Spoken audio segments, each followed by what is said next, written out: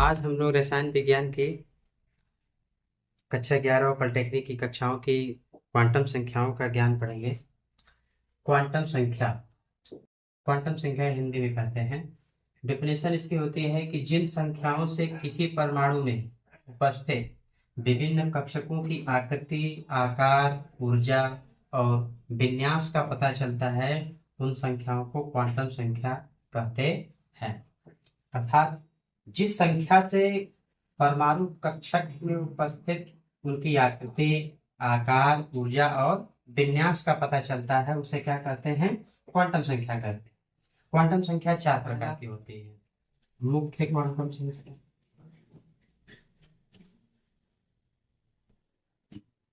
English में इसके कहते हैं principal quantum number. Principal quantum number. दूसरा होता है दिगंशी क्वांटम संख्या। दिगंशी क्वांटम संख्या इंग्लिश में कहते हैं एजीमुथल क्वांटम नंबर्स। तीसरा है मैग्नेटिक यानी चुंबकीय, चुंबकीय क्वांटम संख्या, इंग्लिश में कहते हैं मैग्नेटिक क्वांटम नंबर। और चौथा है स्पिन यानी चक्रण, चक्रण या स्पिन, चक्रण या स्पिन क्वांटम संख्या, इंग्लिश में स्पिन क्वांटम नंबर कहते हैं। Principal quantum number, principal quantum number होता क्या है? देखिए, सबसे पहली बात कि इसे हम यन से प्रदर्शित करते हैं। यन से प्रदर्शित करते हैं, यानी मुख्य क्वांटम संख्या को यन स्मॉल एन से प्रदर्शित करते हैं। दूसरी चीज कि प्रिंसिपल क्वांटम नंबर जो होता है वह मुख्य ऊर्जा स्तर को दिखाता है। मुख्य ऊर्जा स्तर को शो करता है, मुख्य ऊर्जा स्तर को शो करता है। ठीक है, अगली पॉइंट इसमें कि मुख्य क्वांटम संख्या जो होती है उसमें अर्थात यन का मान जो होता है वह 1 से शुरू होता है, मतलब 1 2 3 4 5 एंड सो ऑन, इसकी वैल्यू होती है। अगली चीज कि मुख्य क्वांटम संख्या जो यन है वह किसी भी ऑर्बिटल से जस्ट पहले लिखी हुई नंबरिंग होती है, जो बताती है कि हम किस ऊर्जा स्तर में पहुंच चुके हैं, अर्थात किस कक्षक में है। जैसे कोई परमाणु नाभिक है तो परमाणु नाभिक की जो ये अलग अलग जो कक्षाएं हैं इसे क्या कहते हैं? K, L, M, N and so on होती है। तो इसमें जो कक्षाएं हैं 1 2 3 4, ये सब क्या है? कक्षक है। तो यही क्या है? मुख्य क्वांटम संख्या है। यही शो करता है के लिए 1, यल के लिए 2, यम के लिए 3, ठीक है, यन के लिए 4। इसी तरह से और भी सब शो करती है क्या? मुख्य क्वांटम। इसका दूसरा भाग पढ़ते हैं, दिगंशी क्वांटम संख्या अर्थात एजीमुथल क्वांटम नंबर। देखिए, दिगंशी क्वांटम संख्या को हम स्मॉल एल से प्रदर्शित करते हैं, स्मॉल एल से प्रदर्शित करते हैं। जो दिगंशी क्वांटम संख्या होती है यह शो करती है किसको? उप ऊर्जा स्तर। क्या शो करता है? उप ऊर्जा। दिगंशी क्वांटम संख्या को हम स्मॉल एल से प्रदर्शित करते हैं। दिगंशी क्वांटम संख्या उप ऊर्जा स्तर को दर्शाती है, दर्शाती है। दिगंशी क्वांटम संख्या एल का जो मान होता है वह एन के मान पर निर्भर होता है, एन के मान पर निर्भर होता है।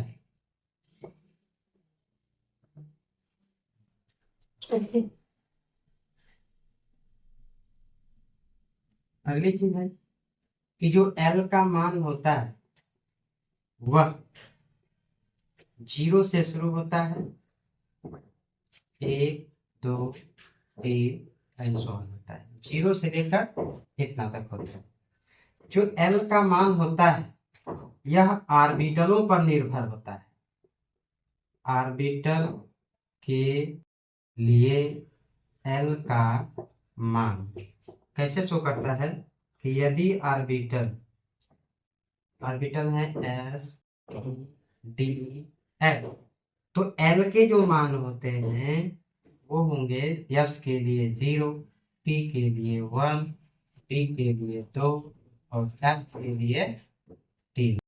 अगला पॉइंट है कि L का कुल मान जो होता है वह 0 से n-1 तक होता है, 0 से n-1 तक होता है। अब ये वैल्यू इतना कैसे होती है इसको दिखाते हैं एग्जांपल से। फॉर एग्जांपल, यदि n का मान 1 है तो l का मान कितना होगा, 0 से n-1 तक होता है। तो अगर 0 लिख देंगे पहला वैल्यू तो दूसरा वैल्यू n-1 तक होगा, जबकि n की वैल्यू कितनी है 1 है, तो 1 में से 1 घटाएंगे तो कितना होगा 0। अर्थात जब n का वैल्यू 1 है तो l का वैल्यू भी एक ही होगा, होगा कितना 0 होगा। दूसरी कंडीशन कि यदि n का मान 2 है तो l के मान कितने होंगे 2 होंगे। जब n का मान 2 है तो l के कितने मान होंगे 2 होंगे, पहला 0 होगा और दूसरा इसमें से 1 घटा देंगे, n-1 होता है ना, तो इसमें से 1 घटा देंगे तो कितना आ जाएगा 1, और फिर 1 में से 1 घटाएंगे तो कितना आएगा 0, तो ये वैल्यू होगा। इसी तरह से तीसरा एग्जांपल, अगर n का वैल्यू 3 है तब n का वैल्यू कितना होगा, 3 वैल्यू होगी। कौन कौन होगा, 0 होगा, फिर इसमें से 1 घटाएंगे तो कितना होगा 2 होगा, फिर इसमें से 1 घटाएंगे तो कितना होगा 1 होगा, तो 3 वैल्यू हो गई। अगर n का वैल्यू 3 है तो इसकी भी 3 वैल्यू होगी, आज होगी कौन कौन 0 1 और 2 होगी। ठीक है, अब आगे तीसरा इसका पार्ट है चुंबकीय क्वांटम संख्या अर्थात magnetic quantum number. Magnetic quantum number क्या, क्वांटम संख्या को m से प्रदर्शित करते हैं। दूसरी कंडीशन कि जो m होता है m का मान l के मान पर निर्भरता है, m का मान l के मान पर निर्भर होता है। पहली कंडीशन है कि l के लिए m के सभी या कुल मानों की संख्या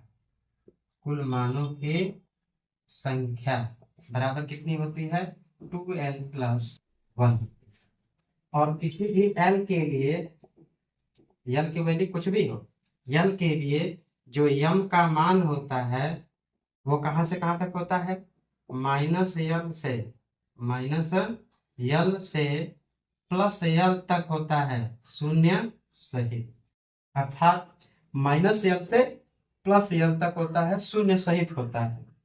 ठीक है, तो कैसे होता है एग्जांपल देखिए, यदि l का मान 0 है, यदि l का मान 0 है 0 है, तब m का मान कितना होगा 0 होगा, क्योंकि 0 न तो पॉजिटिव होता है और न ही नेगेटिव होता है। पहली कंडीशन है। दूसरी कंडीशन है कि यदि l की वैल्यू 1 है तब m का वैल्यू -1 0 और +1 होगा। इसी तरह से यदि l का वैल्यू 2 है तब m की वैल्यू -2 से +2 तक होगा। अब इसके बीच में जितने भी होल नंबर या पूर्ण संख्याएं छोड़ रही है सबको इसमें नोट करेंगे, -2 -1 0 और +1 फिर +2। ये नंबर सिस्टम है, नंबर लाइन अर्थात संख्या रेखा के आधार पर इसके बीच के सभी संख्याओं को लिखते हैं। तो ये रहा मैग्नेटिक क्वांटम संख्या का अगला और अंतिम पार्ट है स्पिन क्वांटम नंबर अर्थात चक्कर क्वांटम संख्या। ये किसी भी ऑर्बिटल में भरे गए इलेक्ट्रॉनों के, जैसे मान लीजिए कि s ऑर्बिटल में 2 इलेक्ट्रॉन है, एक ऊपर की तरफ दिखाते हैं एक नीचे की तरफ दिखाते हैं, ऊपर वाले को हम बोलते हैं पॉजिटिव और नीचे वाले को बोलते हैं नेगेटिव। ऐसा क्यों होता है, मान लीजिए कि किसी कक्षक में जो इलेक्ट्रॉन है वो घूम रहे हैं। मान लीजिए कि इस वाले कंडीशन है, तो ये कैसे है, ऐसे है, तो ऐसे जा रहा है तो ये ऐसे घूमेगा, तो इस साइड से घूमेगा तो ये कैसा है, एंटी क्लॉकवाइज, क्योंकि क्लॉक कैसे घूमती है, ऐसे ऐसे घूमती है, क्लॉकवाइज है, ये क्लॉकवाइज है, और इसका उल्टा ये क्या है, एंटी क्लॉकवाइज है। तो जब एंटी क्लॉकवाइज घूमता है रोटेशन, तब वो क्या होता है, पॉजिटिव होता है। और जब क्लॉकवाइज रोटेशन करता है, मतलब ऐसे ऐसे घूमता है, तो क्लॉकवाइज घूमेगा तो क्या होता है, नेगेटिव होता है। ये क्या शो करता है, इलेक्ट्रॉन के से हम एस, स्मॉल एस, अंग्रेजी लेटर के स्मॉल एस से प्रदर्शित करते हैं। स्पिन क्वांटम संख्या को स्मॉल एस से प्रदर्शित करते हैं। ये क्या शो करता है, इलेक्ट्रॉन की घूर्णन की दिशा बताता है, दिशा बताता है। कौन कौन से, एक क्लॉकवाइज होता है और एक एंटी क्लॉकवाइज होता है, ठीक है, एंटी क्लॉकवाइज, ये दोनों शो करता है। उसके बाद यस का जो मान होता है वह चुंबकीय क्वांटम संख्या यम के मान पर निर्भर होती है। चुंबकीय क्वांटम संख्या किस पर निर्भर होती है, सॉरी, स्पिन क्वांटम संख्या यस का मान यम के मान अर्थात चुंबकीय क्वांटम संख्या पर निर्भर होती है। यदि यम का मान, यम के मान के लिए, यम के प्रत्येक यम के लिए, प्रत्येक यम के लिए यस का जो मान होता है वह एक होता है, यस का मान 2 होते हैं। प्रत्येक यम के लिए यस के 2 मान होते हैं, एक होता है प्लस हाफ और एक होता है माइनस हाफ। इसको हम कंबाइंड रूप में लिखते हैं तो प्लस माइनस हाफ लिखते हैं। ये सभी यम के लिए होते हैं, यम के लिए यस के मान शो किए जाते हैं इस तरह से। प्रश्न है अब कि n बराबर 3 के लिए सभी क्वांटम संख्याओं के मान ज्ञात कीजिए।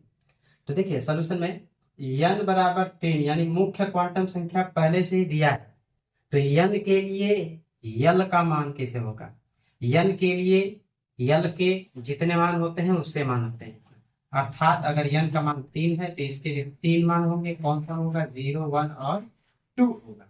अब प्रत्येक यल के लिए यम के कितने मान होते हैं, माइनस यल से प्लस यल तक होता है, शून्य सहित होता है। 0 के लिए क्या होगा, 0, और 1 के लिए क्या होगा, -1, 0, +1, और 2 के लिए क्या होगा, -2, -1, 0, +1 एंड +2 होगा। यस का मान, स्पिन क्वांटम संख्या यस का मान कैसे निकलता है, यम के मान पर निर्भर होता है। यम का मान कुछ भी हो, चाहे वो 0 हो चाहे माइनस है, कुछ भी हो, कितना होगा, एक प्लस होगा और एक माइनस, कितना होता है 1/2, यानी प्लस हाफ और माइनस हाफ, या इसी को हम कंबाइंड रूप में लिखेंगे एक साथ, तो लिख सकते हैं प्लस माइनस हाफ। उसी तरह से इन तीनों के लिए जब लिखेंगे तो एक plus minus half, plus minus half, plus minus half, यानी इन तीनों के लिए 2 मान होंगे, या इसको हम लिख सकते हैं 3 गुणे प्लस माइनस हाफ, ये वैल्यू हो गई। इसी तरह से इसके लिए डायरेक्ट हम यूज कर दे रहे हैं 1, 2, 3, 4, 5 वैल्यू है, तो 5 गुणे प्लस है कि यदि संपूर्ण चुंबकीय क्वांटम संख्याओं का योग, संपूर्ण चुंबकीय क्वांटम संख्याओं का योग दिया है इसमें, तो संपूर्ण चुंबकीय क्वांटम संख्याओं का योग यानी यम का मान, यम का कुल मान कितना होता है, यम का कुल मान सूत्र में बताया गया है कि यम का कुल मान कितना होता है। यम का कुल मान दिगंशी क्वांटम संख्या पर निर्भर होता है, और वो होता कितना है, 2l+1, अर्थात 2l+1 का मान कितना दिया है, 7 दिया है। तो दिगंशी क्वांटम संख्या अर्थात यल का ही मान निकालना है, बस इसको हल कर देंगे आ जाएगा। तो ये लीनियर इक्वेशन है, 2l बराबर 7 - 1 यानी 6, तो यल बराबर 6/2 यानी यल का मान कितना हो गया, 3, यानी यल का मान 3 होगा। अगर इसी क्वेश्चन में पूछ देता कि बताइए ये कौन से ऑर्बिटल को शो करता है, क्या मैं बोला, अगर इसी क्वेश्चन में पूछ देता है कि दिगंशी क्वांटम संख्या निकल गया, अब बताइए कि ये कौन से ऑर्बिटल को शो कर रहा है, तो यल का मान जो होता है अगर 3 है तो ये कौन सा ऑर्बिटल को शो करेगा, बताया गया था orbital s p d f 4 होते हैं, तो यल का मान होता है जो 0 1 2 3, अर्थात 3 किसके लिए है, यफ के लिए। यानी ये किस ऑर्बिटल को शो करेगा, यफ ऑर्बिटल को शो करेगा। ओके, अगला क्वेश्चन है 3p6 के तीसरे इलेक्ट्रॉन के लिए सभी क्वांटम संख्या के मान बताइए। तो 3p6 है, यहाँ पर विन्यास दिया हुआ है, तो 3p6 है तो n का मान ये होता है, यानी कितना हो गया ना। अब l का मान हम इस पर नहीं निकालेंगे, इस पर नहीं निकालेंगे क्योंकि यहाँ ऑर्बिटल का नाम दिया है। तो p ऑर्बिटल के लिए क्या होता है, s का मान 1 होता है। जब n का मान 1 है तो m के कितने मान होंगे, 3 होंगे। कौन कौन, -1 0 और +1। अब ऑर्बिटल है, इसको दिखाते हैं। p ऑर्बिटल है तो p ऑर्बिटल में कौन कौन से कैसे कैसे 6 इलेक्ट्रॉन है, 1 2 3 4 5 6 इलेक्ट्रॉन भर दिए। अब तीसरा इलेक्ट्रॉन की बात करते हैं, तीसरा कहाँ है, 1 2 3, तीसरा यहाँ पर है, मतलब यहाँ पर है ऊपर की तरफ, तो तीसरा इलेक्ट्रॉन है तो उसके लिए यस का मान कितना होगा। अब वो ऊपर की तरफ है या नीचे की तरफ, अगर वो नीचे की तरफ होता तो ऋणायन होता, और ऊपर की तरफ है तो क्या होगा, धनायन। अर्थात यस का मान यहाँ पर क्या होगा, +R।